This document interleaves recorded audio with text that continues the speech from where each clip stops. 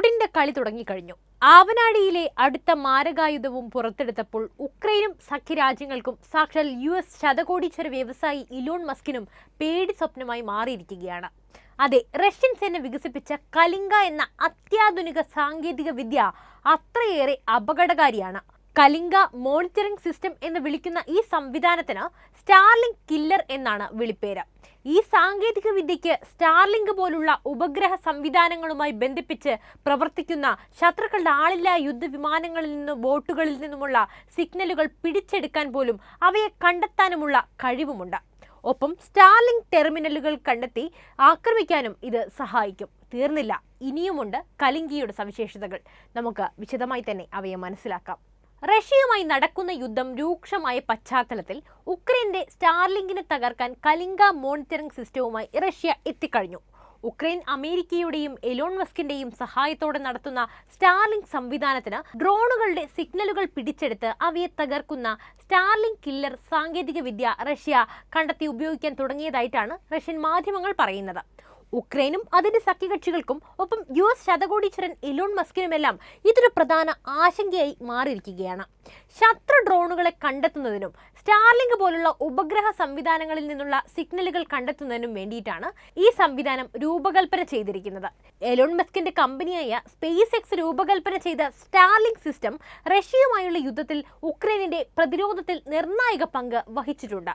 അതെങ്ങനെയാണെന്നാൽ Starlink killer എന്ന് വിളിക്കപ്പെടുന്ന പുതിയ റഷ്യൻ സംവിധാനത്തെ ഔദ്യോഗികമായി കലിംഗ മോണിറ്ററിംഗ് സിസ്റ്റം എന്നാണ് വിളിക്കുന്നത്. 2022 ഫെബ്രുവരിയിൽ റഷ്യയുടെ ആക്രമണം രൂക്ഷമായതിനു ശേഷം ഉക്രൈന്റെ സൈന്യത്തിന് എലോൺ മസ്കിന്റെ ഉടമസ്ഥതയിലുള്ള SpaceXന്റെ സ്റ്റാർലിങ്ക് കമ്മ്യൂണിക്കേഷൻ ടെർമിനലുകൾ അമേരിക്ക ധാരാളം നൽകിയിട്ടുണ്ട്. ഉക്രൈനിയൻ സേന തങ്ങളുടെ സൈനിക പ്രവർത്തനങ്ങൾ ഏകോപിപ്പിക്കുന്നതിനും വ്യോമ നാവിക ഡ്രോണുകളുമായി ബന്ധപ്പെടുത്തുന്നതിനും റഷ്യയിലെ സിവിലിയൻ ഇൻഫ്രാസ്ട്രക്ചറുകൾക്ക് നേരെയുള്ള ആക്രമണത്തിനും സ്റ്റാർലിങ്കിനെ ഉക്രൈൻ സജീവമായി ഉപയോഗിച്ചു വരികയാണ്. ഇങ്ങനെയൊക്കെ ആണെങ്കിലും സ്റ്റാർലിങ്ക് കില്ലർ എന്നറിയപ്പെടുന്ന കലിംഗ നിരീക്ഷണ സംവിധാനത്തെക്കുറിച്ച് നമുക്ക് എന്തറിയാം? സ്റ്റാർലിങ്ക് കില്ലർ എന്ന് വിളിക്കപ്പെടുന്ന പുതിയ റഷ്യൻ സംവിധാനത്തെ ഔദ്യോഗികമായി കലിംഗ നിരീക്ഷണ സംവിധാനം എന്ന് വിളിക്കുന്നു എന്ന് പറഞ്ഞല്ലോ. ഉക്രൈനിയൻ സേന തങ്ങളുടെ സൈനിക പ്രവർത്തനങ്ങൾ ഏകോപിപ്പിക്കുന്നതിനും വ്യോമ നാവിക ഡ്രോണുകളുമായി ബന്ധപ്പെടുന്നതിനും സ്റ്റാർലിങ്കിനെ സജീവമായി ഉപയോഗിച്ചു വരുന്നുണ്ട്. റഷ്യയിലെ സിവിലിയൻ ഇൻഫ്രാസ്ട്രക്ചറുകൾക്ക് നേരെയുള്ള ആക്രമണത്തിന് കീവ് ഇത് സജീവമായി ഉപയോഗിക്കുന്നവയാണ്. റഷ്യയിലെ centre for unmanned systems and technologies അഥവാ CBST ആണ് പുതിയ അത്യാധുനിക കലിംഗ നിരീക്ഷണ സംവിധാനം വികസിപ്പിച്ചെടുത്തതെന്ന് വാർത്താ ഏജൻസിയായ സ്പുട്നിക് റിപ്പോർട്ട് ചെയ്യുന്നു. 15 കിലോമീറ്റർ അകലെയുള്ള വ്യോമ നാവിക ഡ്രോണുകൾ കണ്ടെത്താൻ കഴിയുന്ന പുതിയ സംവിധാനം റഷ്യൻ സേന നിലവിൽ ഉക്രൈനിൽ പരീക്ഷിക്കുകയാണെന്ന് CBST ബോർഡ് ചെയർമാൻ ആൻഡ്രി ബ്രെസ്കോവ് അവകാശപ്പെടുന്നു. റേഡിയോ സിഗ്നൽ പ്രക്ഷേപണത്തിന്റെ അടിസ്ഥാന തത്വങ്ങൾ റേഡിയോ കണ്ടുപിടിച്ചതിനു ശേഷം മാറിയിട്ടില്ല എന്നതിനാൽ തന്നെ സ്റ്റാർലിങ്ക് ടെർമിനുകൾ വേഗത്തിൽ കണ്ടെത്താനും ടാർഗറ്റ് ചെയ്യാനും റഷ്യൻ സൈന്യത്തെ സഹായിക്കാൻ കലിംഗ സംവിധാനത്തിന് കഴിയുമെന്ന് അദ്ദേഹം പറയുന്നു. ആളില്ലാ ബോട്ടുകളെയും ബാബ യാഗ ഡ്രോണുകളെയും തിരിച്ചറിയാൻ ഇത് പ്രാപ്തമാക്കുമെന്ന റിപ്പോർട്ടുണ്ട്. സ്റ്റാർലിങ്കിനെ സൈനികവൽക്കരിച്ച പതിപ്പായ സ്റ്റാർഷീൽഡിൽ നിന്ന് ആശയവിനിമയ ടെർമിനലുകൾക്ക് പോലും നയിക്കാൻ കലിംഗയ്ക്ക് കഴിയുമെന്ന് മിസ്റ്റർ ബ്രെസ്കോവ് അവകാശപ്പെട്ടു. പുതിയ സംവിധാനത്തിന്റെ ഡിറ്റക്ഷൻ റേഞ്ച് പ്രാഥമികമായി നിർണ്ണയിക്കുന്നതിന് തിരച്ചിൽ പ്രദേശത്തെ ഭൂപ്രദേശവും ശത്രു സൈന്യത്തിന്റെ മറ്റ് ഇലക്ട്രോണിക് സംവിധാനങ്ങളുടെ ഉപയോഗവുമാണ്. കലിംഗ സംവിധാനത്തിന്റെ വൻതോതിലുള്ള ഉൽപാദനം ആരംഭിക്കാൻ എടുക്കുന്ന സമയത്തെക്കുറിച്ച് സംഘർഷ മേഖലയിൽ പ്രവർത്തിക്കുന്ന റഷ്യൻ സേനയുടെ ആവശ്യത്തെ ആശ്രയിച്ചിരിക്കുമെന്നാണ് ബ്രെസ്കോ പറയുന്നത്. ലോകമെമ്പാടും അതിവേഗ ബ്രോഡ്ബാൻഡ് ഇന്റർനെറ്റ് ആക്സസ് നൽകുന്ന ഉപഗ്രഹ അധിഷ്ഠിത ഇന്റർനെറ്റ് സേവനമാണ് SpaceXന്റെ സ്റ്റാർലിങ്ക് എന്ന് പറയുന്നത്. ഭൂമിയിലെ ഉപഭോക്താക്കൾക്ക് നേരിട്ട് ഇന്റർനെറ്റ് നൽകുന്നതിന് താഴ്ന്ന ഭൂമിയുടെ ഭ്രമണപഥത്തിലെ ചെറിയ ഉപഗ്രഹങ്ങളുടെ ഒരു കൂട്ടം ഉപയോഗിച്ച് ഫൈബർ ഒപ്റ്റിക് കേബിളിന് സമാനമായി പ്രകാശം വഴി ഡാറ്റ ട്രാൻസ്പോർട്ട് ചെയ്തുകൊണ്ടാണ് ഇത് പ്രവർത്തിക്കുന്നത്. പരിമിതമായ ടെലികമ്മ്യൂണിക്കേഷൻ ഇൻഫ്രാസ്ട്രക്ചറുള്ള പ്രദേശങ്ങളിലേക്ക് ഇന്റർനെറ്റ് ആക്സസ് നൽകാനാണ് സ്റ്റാർലിങ്ക് പ്രോഗ്രാം ലക്ഷ്യമിടുന്നത്. കൂടാതെ റഷ്യൻ ആക്രമണത്തിൽ തകർന്ന ഉക്രൈനിയൻ സേനയ്ക്ക് ഇത് സഹായകരമാകുകയും ചെയ്തു. റഷ്യൻ സേനയെ ആക്രമിക്കാൻ ഡ്രോണുകൾ ബന്ധിപ്പിക്കുന്നതിനും അതുപോലെ തന്നെ പറക്കുന്നതിനും ഉക്രൈനിയൻ സൈന്യം സ്റ്റാർലിങ്ക് നെറ്റ്വർക്ക് ഉപയോഗിച്ച് വരികയാണ്. പീരങ്കി വെടിവെപ്പ് ശരിയാക്കാനും അതുപോലെ ഉക്രൈനിയൻ കമാൻഡർമാരെ യുദ്ധകളത്തിലെ സൈനികരുമായി ബന്ധിപ്പിക്കുന്ന ഒരു എൻക്രിപ്റ്റ് ചെയ്ത ഗ്രൂപ്പ് ചാറ്റുകൾ ഉപയോഗിച്ച് മൊബൈൽ നെറ്റ്വർക്കുകൾ പ്രവർത്തനക്ഷമമാക്കാനും വീഡിയോകൾ തിരികെ അയക്കാനും ഒക്കെ ഇവർ ഇത് ഉപയോഗിച്ചു വരുന്നു. ചുരുക്കി പറഞ്ഞാൽ ലോകമെമ്പാടും അതിവേഗ ബ്രോഡ്ബാൻഡ് ഇന്റർനെറ്റ് ആക്സസ് നൽകുന്ന ഉപഗ്രഹ അധിഷ്ഠിത ഇന്റർനെറ്റ് സേവനമാണ് സ്പേസ് എക്സിന്റെ സ്റ്റാർലിങ്ക് എന്ന് പറയുന്നത്. ഭൂമിയിലെ ഉപഭോക്താക്കൾക്ക് നേരിട്ട് ഇന്റർനെറ്റ് നൽകുന്നതിന് താഴ്ന്ന ഭൂമിയുടെ ഭ്രമണപഥത്തിലെ ചെറിയ ഉപഗ്രഹങ്ങളുടെ ഒരു കൂട്ടം ഉപയോഗിച്ച് ഫൈബർ ഒപ്റ്റിക് കേബിളിന് സമാനമായി പ്രകാശം വഴി ഡാറ്റ ട്രാൻസ്പോർട്ട് ചെയ്തുകൊണ്ടാണ് ഇത് പ്രവർത്തിക്കുന്നത്. പരിമിതമായ ടെലികമ്മ്യൂണിക്കേഷൻ ഇൻഫ്രാസ്ട്രക്ചറുള്ള പ്രദേശങ്ങളിലേക്ക് ഇന്റർനെറ്റ് ആക്സസ് നൽകാനാണ് സ്റ്റാർലിങ്ക് പ്രോഗ്രാം ലക്ഷ്യമിടുന്നത്. കൂടാതെ റഷ്യൻ ആക്രമണത്തിൽ തകർന്ന ഉക്രൈനിയൻ സേനയ്ക്ക് ഇത് വളരെയേറെ ഉപകാരപ്രദവുമാണ്. റഷ്യൻ സേനയെ ആക്രമിക്കാൻ ഡ്രോണുകളെ ബന്ധിപ്പിക്കുന്നതിനും പറക്കുന്നതിനും ഉക്രൈനിയൻ സൈന്യം സ്റ്റാർലിങ്ക് നെറ്റ്വർക്ക് ഉപയോഗിച്ചു വരുന്നു. ലോ എർത്ത് ഭ്രമണപഥത്തിലെ ആയിരക്കണക്കിന് സ്റ്റാർലിങ്ക് ഉപഗ്രഹങ്ങൾ ഇന്റർ സാറ്റലൈറ്റ് ലേസർ ലിങ്കുകൾ ഉപയോഗിച്ച് പ്രകാശവേഗത്തിൽ ബഹിരാകാശത്ത് പരസ്പരം ഡാറ്റ കൈമാറുകയാണ്. ഇത് ലോകമെമ്പാടും ഇന്റർനെറ്റ് കവറേജ് നൽകാൻ നെറ്റ്വർക്കിനെ അനുവദിക്കുന്നു. 2022 ഫെബ്രുവരിയിലെ റഷ്യയുടെ അധിനിവേശത്തിന് ശേഷം ഉക്രൈനെ സഹായിക്കാൻ സ്റ്റാർലിങ്ക് ടെർമിനലുകൾ ഓടിയെത്തുകയാണ് ചെയ്തത്. കീവിന്റെ യുദ്ധക്കളത്തിലെ ആശയവിനിമയത്തിന് അത് അത്യന്താപേക്ഷിതമാണ്.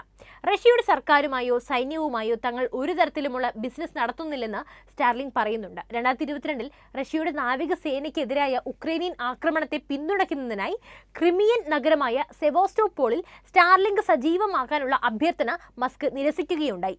അങ്ങനെ ചെയ്താൽ അത് സ്പേസ് എക്സിനെ ഒരു വലിയ യുദ്ധത്തിലും സംഘർഷം വർദ്ധിപ്പിക്കുന്നതിലും ഒരു വ്യക്തമായ കാരണക്കാരനാക്കുമെന്നാണ് മസ്കിന്റെ അഭിപ്രായം. അതേസമയം ഉക്രൈനെതിരെ മാത്രമല്ല പടിഞ്ഞാറൻ രാജ്യങ്ങൾക്കെതിരെയും ഇനി വൻതോതിലുള്ള ആക്രമണങ്ങൾക്ക് ലക്ഷ്യമിടുന്നുണ്ടെന്നാണ് റഷ്യ മുന്നറിയിപ്പ് നൽകിയിരിക്കുന്നത്.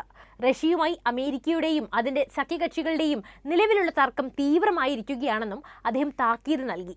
അടുത്ത ഏതാനും വർഷങ്ങൾക്കുള്ളിൽ യൂറോപ്പിൽ നാറ്റോയുമായി സൈനിക സംഘർഷത്തിന് സാധ്യതയുണ്ടെന്നും അദ്ദേഹം വ്യക്തമാക്കിയിട്ടുണ്ട്. അമേരിക്കയുടെ നേതൃത്വത്തിലുള്ള രാജ്യങ്ങളാണ് ഇത്തരമൊരു ഏറ്റുമുട്ടലിനെ പ്രകോപിപ്പിക്കുന്നതെന്ന് റഷ്യ ചൂണ്ടിക്കാണിക്കുന്നു.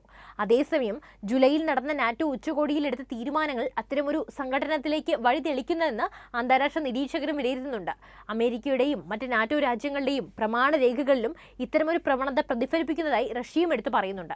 തങ്ങളുടെ പടിഞ്ഞാറൻ അതിർത്തികളിൽ 10 ദിവസത്തിനുള്ളിൽ 1 ലക്ഷം പേരുടെ സംഘത്തെയും 1 മാസത്തിനുള്ളിൽ 3 ലക്ഷം പേരുടെ ഗ്രൂപ്പിനെയും പിന്നീട് 8 ലക്ഷം പേരുടെ മറ്റൊരു സംഘത്തെയും വിന്യസിക്കാൻ പദ്ധതിയിടുന്ന ഒരു പുതിയ യുദ്ധ സംവിധാനത്തിലേക്ക് നാറ്റോ നിലവിൽ മാറുകയാണെന്നാണ് റഷ്യ ആരോപിക്കുന്നത്.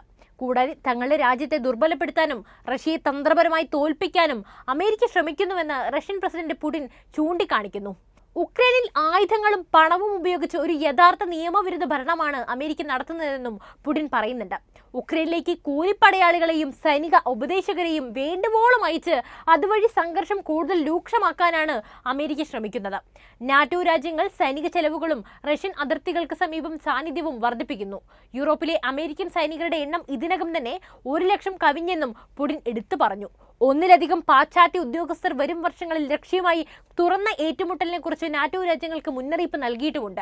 നാറ്റോ രാജ്യങ്ങളുടെ പ്രതിരോധ ചെലവ് മൊത്ത ആഭ്യന്തര ഉൽപാദനത്തിന്റെ 2% നിന്ന് 3% ഉയർത്താൻ ആഹ്വാനം ചെയ്തിട്ടുമുണ്ട്.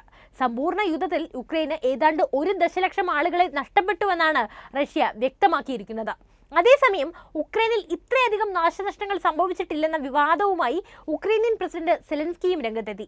റഷ്യയുമായുള്ള യുദ്ധത്തിൽ 43,000 സൈനികർ കൊല്ലപ്പെടുകയും 4 ലക്ഷം പേർക്ക് പരിക്കേൽക്കുകയും ചെയ്തതായിട്ടാണ് സെലൻസ്കിയുടെ വാദം. ഇതിനിടെ ആളില്ലാ സംവിധാനങ്ങൾക്കായി സമർപ്പിച്ചിരിക്കുന്ന ഒരു സൈനിക ശാഖയുടെ ആസൂത്രിത രൂപീകരണവും റഷ്യ പ്രഖ്യാപിച്ചിട്ടുണ്ട്. യൂറോപ്പിലും ഏഷ്യ പസഫിക് മേഖലയിലും 5500 കിലോമീറ്റർ വരെ ദൂരപരിധിയുള്ള മിസൈലുകൾ വിന്യസിക്കാനായി അമേരിക്ക തയ്യാറെടുക്കുകയാണെന്നും അങ്ങനെ വന്നാൽ റഷ്യ സ്വന്തം ആയുധ വിന്യാസത്തിലെ എല്ലാ നിയന്ത്രണങ്ങളും നീക്കുമെന്നും റഷ്യൻ പ്രസിഡന്റ് പുടിൻ മുന്നറിയിപ്പ് നൽകിയിരിക്കുന്നു. ഈ വർഷം ഉക്രൈനിലെ 189 തന്ത്രപ്രധാന മേഖലകൾ റഷ്യൻ സൈന്യം കീഴടക്കിയെന്നും യുദ്ധത്തിൽ ചേരാൻ 1000-ലധികം ആളുകൾ റഷ്യയുടെ പ്രതിരോധ മന്ത്രാലയവുമായി കരാറിൽ ഒപ്പുവെച്ചിട്ടുണ്ടെന്നും പുടിൻ ചൂണ്ടിക്കാണിച്ചു.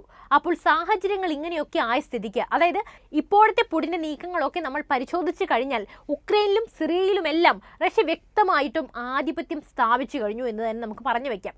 ഈ ഇടപെടൽ എന്തായാലും അമേരിക്കയെയും സഖ്യകക്ഷികളെയും ഒരുപോലെ ആശങ്കയിലാക്കിയിട്ടുമുണ്ട്. അപ്പോൾ ഈ നീക്കത്തെക്കുറിച്ച് നിങ്ങൾക്ക് എന്താണ് പറയാനുള്ളത്? നിങ്ങളുടെ അഭിപ്രായങ്ങൾ തീർച്ചയായും കമന്റ് ചെയ്യൂ. അതോടൊപ്പം ഈ അറിവ് എല്ലാവരിലേക്കും എത്താനേ വീഡിയോ ലൈക്ക് ചെയ്യാനും ഷെയർ ചെയ്യാനും ശ്രദ്ധിക്കുമല്ലോ.